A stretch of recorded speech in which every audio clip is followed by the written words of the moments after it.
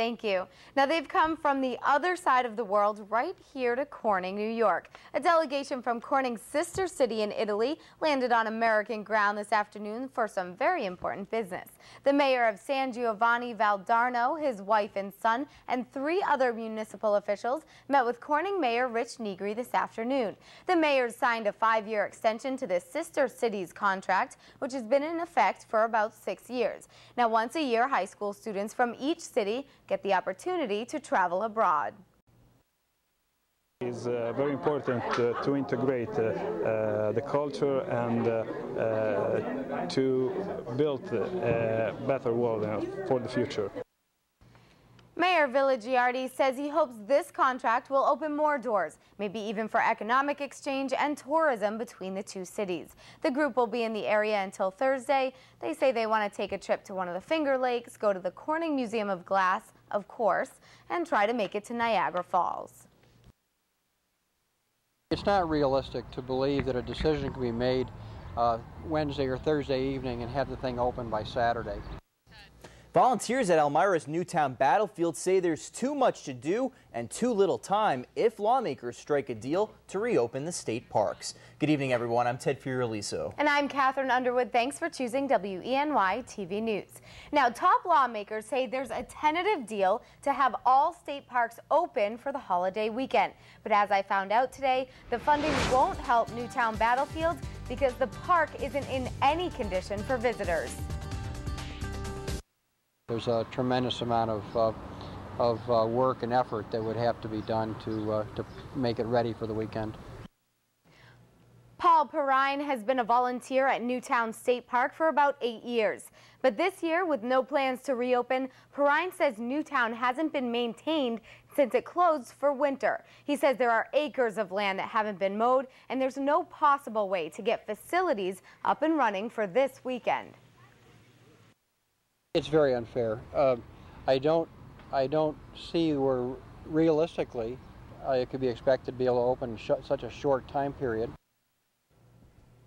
The bill under consideration pulls $6 million from the Environmental Protection Fund and puts it into a newly created fund for state park operations. Governor David Paterson says no deal has been sealed just yet, but he's optimistic. Now, as for Newtown, Perrine says the gates could open up, but there would be no bathrooms or running water until the park gets approval from the health department, which could take at least a month. It's a night that people are happy to be out and enjoying a museum and activities. 3,000 people helped kick off the first ever Glass Fest at the final 2300 Degrees event of the season. The Crystal City might be missing the Corning Classic, but as of tonight, there's a new tradition in town. Good evening, everyone. I'm Ted Fioraliso. And I'm Katherine Underwood. Thanks for choosing WENY TV News. Now, as we told you earlier this week, city officials are hoping the Corning Glass Fest will fill the void left by the LPGA tournament. Now, I was at the kickoff event tonight, and it seems like local residents are ready for a different kind of fun.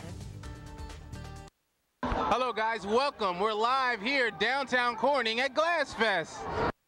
It was crazy in the Crystal City tonight. People from all over the area packed the Corning Museum of Glass. If the crowds keep coming like this, the 4-day festival will bring in a lot of revenue for the city. People at the kickoff event told me they're looking forward to the new tradition. It's going to be an incredible event for our community, and it will bring people in, and it will let people know what our little town is like. Having a festival is the best thing that we can do for this area. I'm hoping it's going to be a good experience for everybody. I think it's awesome what they're doing, so I'm hoping it's going to draw a big crowd to the area, especially Corning, because I think a lot of people are missing the LPGA, so hoping it's going to be a success. Perfect.